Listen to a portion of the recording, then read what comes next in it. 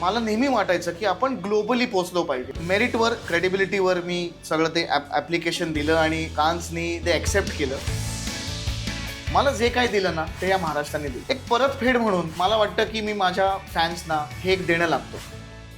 Trollers नाही काहीच बोलायचं नाही, आपलं काम करत राहायचं आणि त्यांना युअर जेलस ना, I will make you more jealous. नमस्कार, मी लाघवी ओम सावंत लोकशाही मिररमध्ये तुमचं मनापासून स्वागत करते.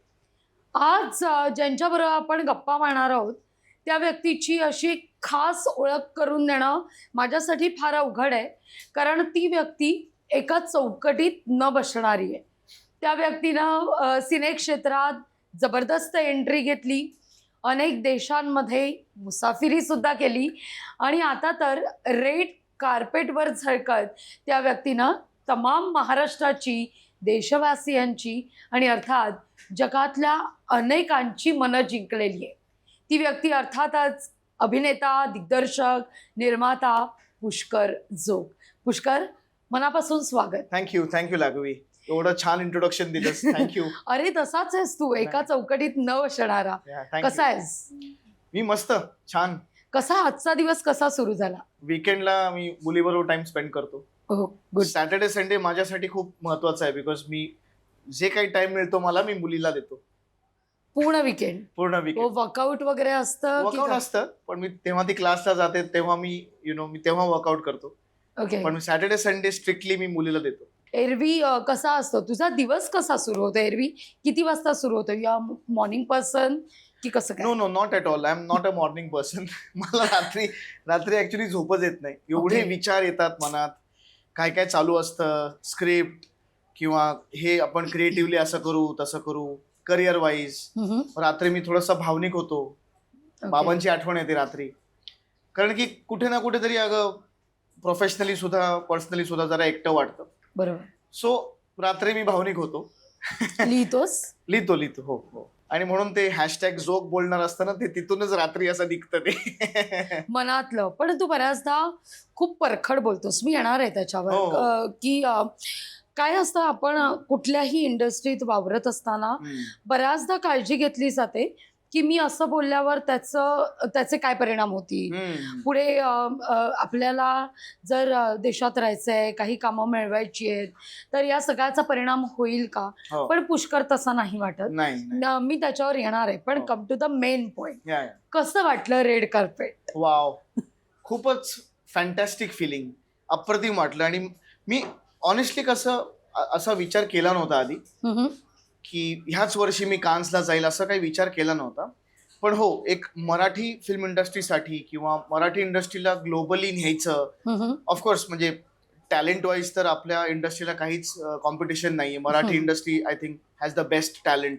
एक्झॅक्ट. फक्त आय थिंक आपण माउंटिंग मध्ये कमी पडतो.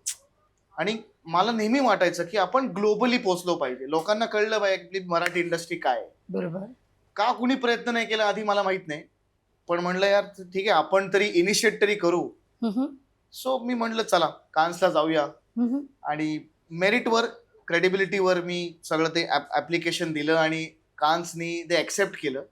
सो मी ॲज अन इंडियन डेलिगेट मी तिकडे गेलो आणि मस्त वाटलं, अनरियल वाटलं रेड कार्पेटवर, कारण की खरंच स्टार असल्याची फिलिंग आली. ग्रेट. म्हणजे आपण इथे खूप रेड कार्पेट्स करतो, मुंबईमध्ये किंवा इंडियामध्ये असतात रेड कार्पेट्स प्रीमियर्सचे, पण तिथला रेड कार्पेट एकदमच भव्य आहे. कारण की तो साधारण एक 50-60 फूट असा लांब रेड कार्पेट आहे. ओके. आणि आजूबाजूला असे मला वाटतं 150 ते 200 पॅपराझी असतात, इंटरनॅशनल पॅपराझीज. खूपच छान वाटलं आणि सगळे तुम्हाला क्लिक करतात, so you feel like a star.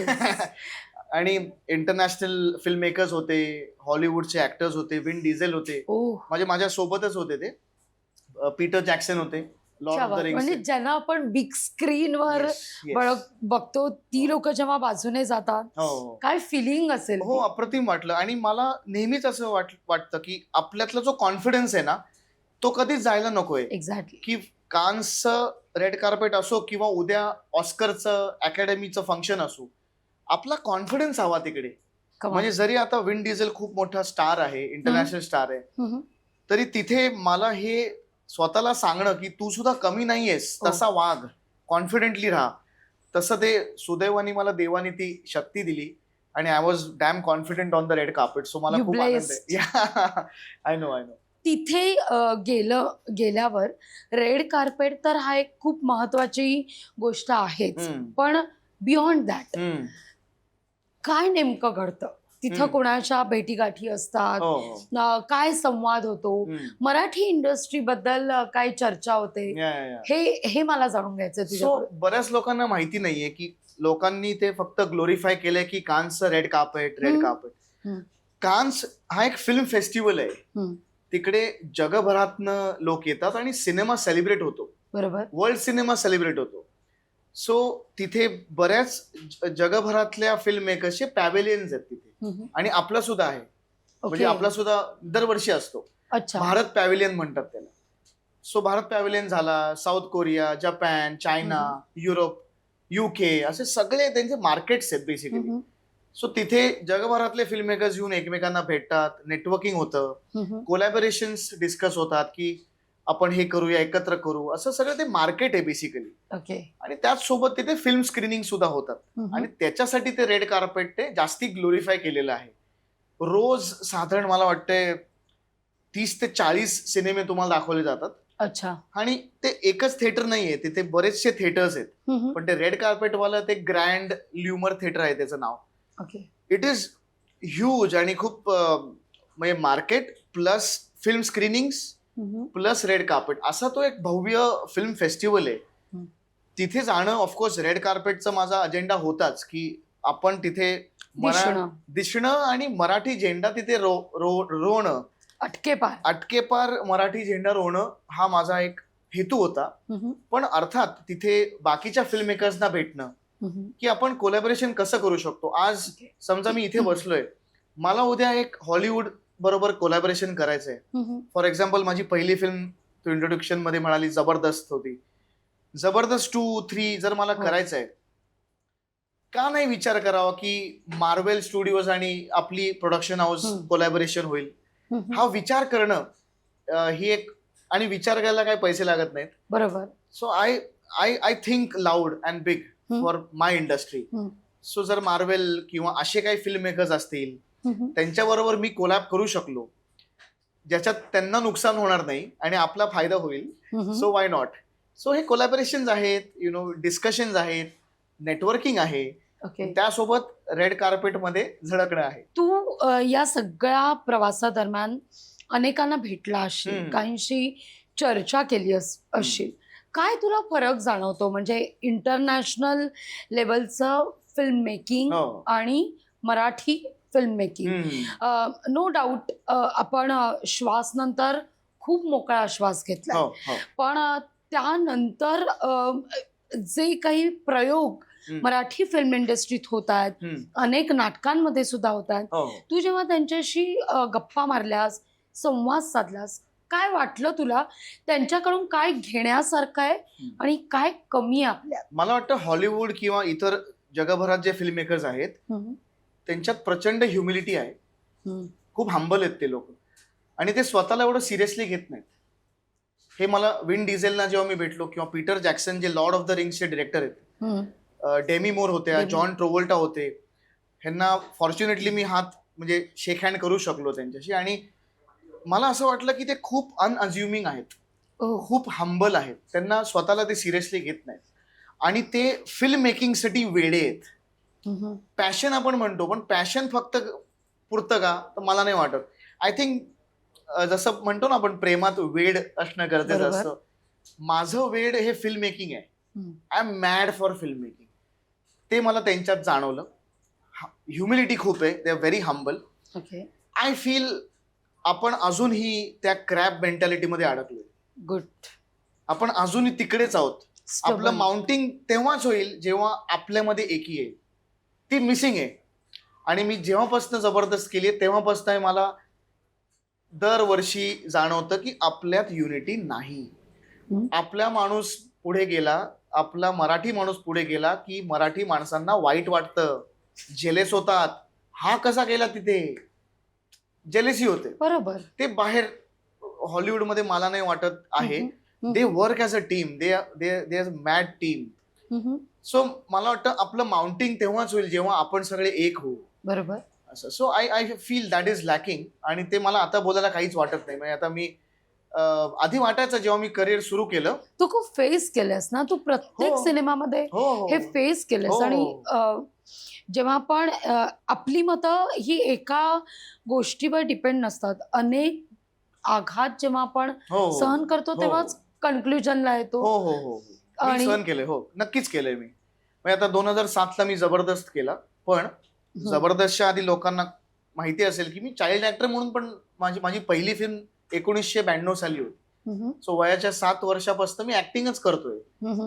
So तेव्हापासून मी आय एम रिअलायझिंग की काय कशी इंडस्ट्री आहे काय आहे. आणि केलंय आता सहन. पण आता सी मी ऑनेस्टली सांगू का, आता I have come to a stage ना लागवी की मी म्हणतो की ह्याच्यात क्रिप नाही करत बसायचं किंवा बरोबर. कंप्लेंट नाही करायची, रडत नाही बसायचं. कळत नाही बसायचं. हा म्हणजे तुम्ही मेहनत करा, तुम्ही तुमचं काम क्रिएट करा. आणि गेलो की मी कान्सला. मी एकटा गेलो होतो ना. मी कुठल्या ग्रुप बरोबर नाही गेलो. मी एकटा गेलो होतो. माझ्या मेरिटने गेलो होतो. लोक आता ट्रोलर्स हेही म्हणतील आपलीच मराठी माणसं की अरे पैसे दे के घ्या आता. तुम्ही जा मग. पैसे द्या तुम्ही जा. जमेल का तुम्हाला रेड, तुम्हाला बोलवतील का कान्सवाले. सो मी एकटा गेलो. सो मला आता असं वाटतं की क्रिप करण्यापेक्षा आपण जास्ती मेहनत करावी. मी फोकस मला काय अचीव्ह करायचं लाईफमध्ये, मला पुढच्या 10 वर्षात मी कुठे बघतो ह्याच्यावर फोकस केलं ना. So I feel I am on the right track की मेहनत मेहनत मेहनत keep going. Anything is possible. Sky is the limit. पुढे 10 वर्षात काय करायचंय हे तू सेट केलंयस. तू प्लॅनिंग न चालणार आहेस की unpredictable? No no no I plan my things. मी प्लॅन करतो आणि त्या होतात सक्सेसफुल. होतात किंवा नाही होतात हे बघ. शेवटी आपल्या हातात मेहनत करणे. शेवटी तुम्ही कितीही मेहनत करा, काहीही करा, शेवटी तुमच्या नशिबात जे लिहिले तेच होणार आहे. पण आपण मॅनिफेस्ट करणं गरजेचं आहे लाईफमध्ये. मॅनिफेस्ट करणं आणि तुमच्या कामात प्रामाणिकपणा पाहिजे. खरंय. मी आज का टिकू नये माहितीये, कारण की मी माझ्या कामाला प्रामाणिक आहे. माझ्या कामावर प्रेम आहे. ते म्हणतात ना आपने काम से मोहब्बत होनी चाहिए. तर मला माझ्या कामाशी मोहब्बत आहे. सो प्रामाणिकपणा आहे. आणि मी प्लॅन करतो. नाही झालं ठीक आहे, माझ्या नशिबात ते होतं किंवा नव्हतं. सो पुढच्या 10 वर्षात आहे काही प्लॅन्स आहेत की एवढे फिल्म्स करायचे आहेत. आणि मी नक्कीच आपली मराठी फिल्म किंवा कुठली एक माझी फिल्म मी ऑस्करमध्ये बघतो. ग्रेट. मॅनिफेस्ट करणं काही चुकीचं नाही आणि ह्याच्यात कुठलाही ॲरोगन्स किंवा ओव्हर कॉन्फिडन्स नाहीये माझा. नाही तर परत तुझ्या कमेंट सेक्शन मध्ये येईल. पण इट इज एक इच्छा आहे अगं. मला ह्याचं कारण सांगतो. मला लहानपणापासून मी ऍक्टिंग करतो. मला जे काही दिलं ना ते या महाराष्ट्राने दिलं. ओके. पुण्याने दिलं, मुंबईने दिलं, नाशिक, कोल्हापूर, माझ्या सगळ्या शहरांनी दिलं. एक परतफेड म्हणून मला वाटतं की मी माझ्या फॅन्सना हे एक देणं लागतो. आज मी कान्सला गेलो, मला माहित नव्हतं. उद्या मी समजा ऑस्करच्या त्या अकॅडमी अवॉर्ड्सच्या फंक्शन मध्ये जाईन. का नाही इच्छा करायची आपण की तिथे जाऊन मी मराठीत भाषण करावं. बरोबर. आणि इच्छा करणं काही म्हणजे गाईड नाहीये. सो स्वप्न बघावी. या. आणि ड्रीम्स डू कम, म्हणजे they come true. Dreams do come true. So I feel की मॅनिफेस्ट करा, प्रामाणिकपणे तुमचं काम करा, फोकस करा. हा काय करतोय, तो काय करतोय, अरे ह्याचे पाय ओढू, तेच ह्या सगळ्यात मी नाहीच आहे. लोकांना माझ्याबद्दल बोलायचंय, बोला, चांगली गोष्ट आहे ती. तुमची जर प्रगती होतीये ना. हितचिंतक तुमचे खूप होतात. हा. आणि जरी वाईट बोलतायत ना तरी असं म्हणतात ना की तुमच्याबद्दल लोक बोलायला लागली ना की तुमची प्रगती होती असं समजा. सो ठीक आहे. आता I really I don't focus on those things. I focus on की मला पुढच्या 10 वर्षात काय करायचंय. हिंदी फिल्म असो किंवा मराठी फिल्म असो, मला माझ्या महाराष्ट्रासाठी काय करायचं. तुझे मूवी जर आपण बघितले तर ऍक्शन आहेत, त्याच्यात मुसाफिर सारखा एक वेगळा विषय आहे, बाप माणूस सारखा खूप हळवा विषय सुद्धा आहे. तर सगळे जॉनर तू आतापर्यंत हाताळलेस.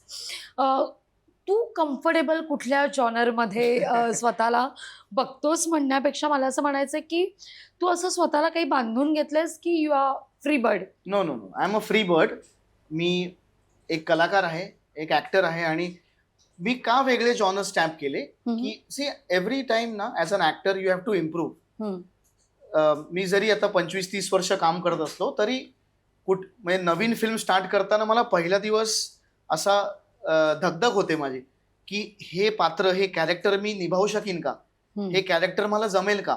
प्रत्येक नवीन फिल्मच्या सुरुवातीला मला ती धडधड होते. So you have to improve every film. You know, तुम्ही कम्प्लेसंट नाही होऊ शकत की हा मी 25-30 वर्ष काम केलं, मला ऍक्टिंग आली. ज्या दिवशी तुम्हाला हे वाटेल तेव्हा तुमचा डाऊनफॉल सुरू. बरोबर. किंवा ज्या दिवशी तुम्हाला गर्व होईल की मी यार मैं पब्लिक फिगर हूं. नाही आहात तुम्ही कोणी नाही आहात. तुम्ही नॉर्मल कलाकार आहात जो फिल्म मध्ये काम करतो. तुम्हाला फॅन्सनी बनवलंय. राईट. सो माझ्यासाठी प्रत्येक कॅरेक्टर चॅलेंज आहे आणि I love playing different. Even आता विक्टोरिया फिल्म एक माझी होती, त्याच्यात I played a negative role, ज्याच्यासाठी मला खूप पुरस्कार, हॉरर जॉनर होता. सो लोकांना हे बघ, I go with the audience. Actually लोकांना काय पाहिजे, कारण की आज ऑडियन्स इव्हॉल्व्ह झालाय. आणि तो हॉरर जॉनर पण होता आणि त्याच्याबरोबर मेंटल हेल्थ बद्दल पण त्याच्यात बोललं गेलं. ते खूप ग्रेट होतं. Yes. So I think audience evolve झालाय.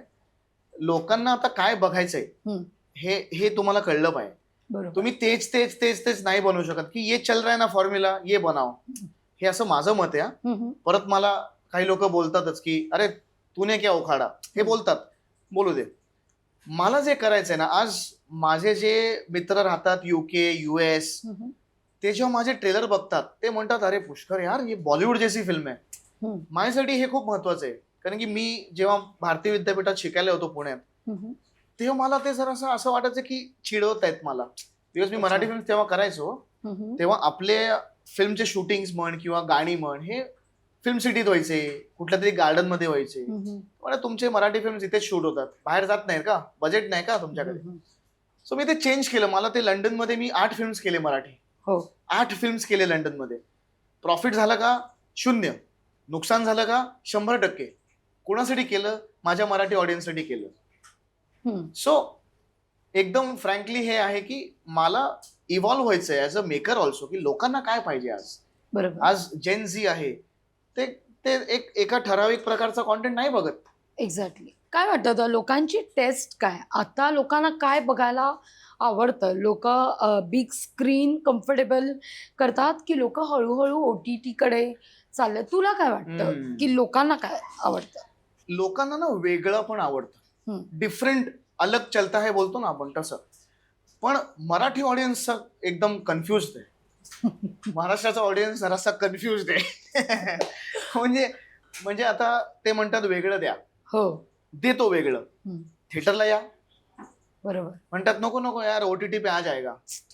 ही वृत्ती नको. काल मी फ्लाईट मध्ये होतो, 5 नाशिकची माणसं होती. अरे पुष्कर म्हणलं या बसा आपण गप्पा मारू. माझी गप्पा मारत होते. गप्पा मारता म्हणलं तुम्ही माझी लेटेस्ट फिल्म कुठली पाहिली, तर ते मला म्हणत होते विक्टोरिया नंतर मी 8 फिल्म आले माझे. सो मी त्यांना बोललो स्पष्ट की तुम्ही माझे फिल्म थिएटरमध्ये बघत नाही ना, हा प्रॉब्लेम आहे. तुम्ही मला म्हणता तुम्ही फॅन आहात माझे, असाल तुम्ही, म्हणजे so nice of you, very kind of you. पण तुम्ही जो पण थिएटरमध्ये येऊन फिल्म बघत नाही ना, तोपर्यंत फिल्म मेकर किंवा आमच्यासारखे कलाकार काय करणार आम्ही. आणि जे कोणी सांगतात ना की मराठी फिल्मचे चांगले दिवस आलेत, हे सगळे खोटं बोलतात. अगं म्हणजे स्वतःलाच तुम्ही खोटं बोलताय. तुम्ही का बबलमध्ये आहात. Marathi industry is in a bubble, आणि तो मी टाचणीने ना सारखं फोडतो. जागे व्हा.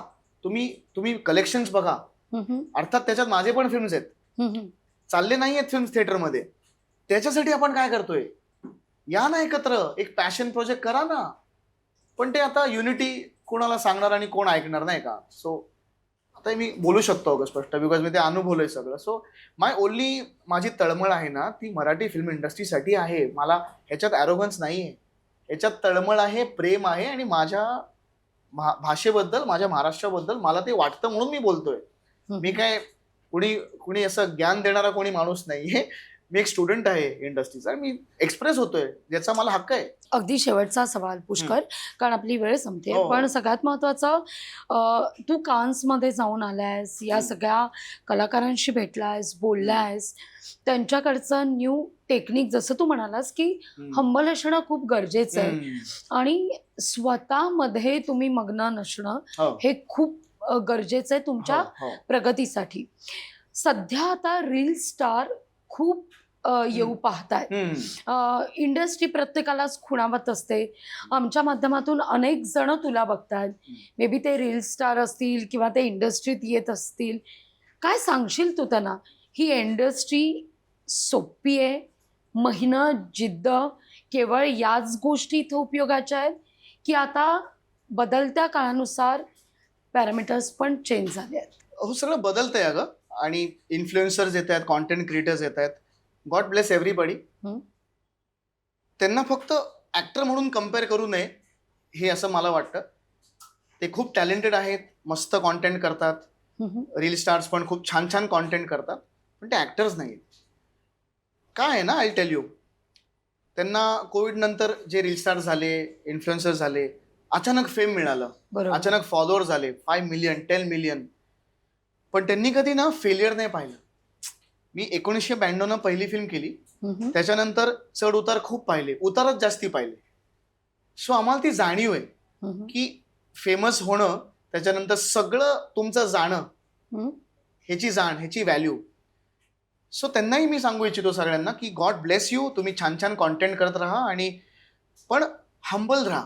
आता खूप लोकांना मी काही भेटतो ना, म्हणजे असं फिलिंग येतं की अरे आमच्यासारखं कोणीच नाही. आणि मी गेल्या डिसेंबरमध्ये मी शाहरुख खान सरांना आणि बच्चन साहेबांना भेटलो. मग त्यांना भेटून असं वाटतं की ते अगं वाकून तुमच्याशी बोलतात ग. सो ह्युमिलिटी, हंबलनेस आणि जमिनीवर पाय असणं खूप गरजेचं आहे. पण हे कधी येईल त्यांना, जेव्हा ते फेलियर थ्रू जातील. You have to go through failures in life. आज मी जे बोलतोय ना, ते फेलियर्स थ्रू बोलतोय. I have seen more failures than success. So आणि अजून एक तुझ्या माध्यमातून मला ट्रोलर्सना हे सांगावं असं वाटतं. येस, आता मी तिकडे गेलो, 80% लोकांना खूप आवडलं. वा वा यार, मराठी माणूस आपला तिथे गेला, वॉट एव्हर. आणि 20% लोकांना मी ऑब्झर्व केलंय सोशल मीडियावर, तिथे पण जेलिसी खूप होती. अरे हा कसा गेला तिथे. पण त्यांना ते 25-30 वर्षाचं माझं जे काम आहे ते कधी वाटत नाही की अरे नाही काम किया भाई, उसने ऍक्टर आहे वो. आणि परत मग तिथे ट्रोलिंग सुरू की अरे AI आहे, फोटो खोटे आहेत, किंवा मग अरे ह्याला तर कोणी ओळखलंच नाही. का ओळखतील, फ्रेंच लोक आहेत तिकडे, फ्रेंच फोटोग्राफर्स आहेत. बरोबर. नंतर की पैसे देऊन गेला, तुम्ही जा, बरोबर, तुमच्याकडे असतील तर तुम्ही जा. अनेक ट्रोलर्स. हा, आणि मग त्यांनी महाराष्ट्रीयन आउटफिट का नाही घातला. पण आता तू मला सांग, जिथे रेड कार्पेट कान्सचं आहे तिकडे जर त्यांचे एक मॅन्डेट आहे की तुम्ही रेड कार्पेटला येणार असाल तर तुम्हाला ब्लॅक टक्सिडो आणि बो घालायचा आहे, हा जर त्यांचं मॅन्डेट आहे, तर मी तिकडे दुसरा अटायर घालून कसा जाऊ. आणि मी पहिल्यांदा जात होतो, त्यामुळे मला माहित नव्हतं की जर मी दुसरं काही घालून गेलो तर मला ते थांबवतील किंवा येऊन देणार नाही. सो जे तिथेचं मॅन्डेट आहे ते मी फॉलो केलं. सो आता ट्रोलर्सनाही काहीच बोलायचं नाही, आपलं काम करत राहायचं. आणि त्यांना यू आर जेलस ना, I will make you more jealous. So that's the thing. फक्त आपलं काम करत राहा आणि देणारा देत जातो. प्रामाणिकपणे आपल्या कामावर निष्ठा ठेवा, यश तुमचंच आहे. पुष्कर, खूप बरं वाटलं तुझ्याशी गप्पा मारून. खरं तर एक कलाकार म्हणून नाही, पण एक माणूस म्हणून खूप मजा आली तुझ्याशी गप्पा मारताना. मनापासून धन्यवाद. थँक्यू. पाहत राहा लोकशाही मराठी. अपडेट राहण्याकरता पुन्हा भेटूया एका नव्या कलाकारासह, त्याच्या नव्या जर्नीसह. तोवर नमस्कार.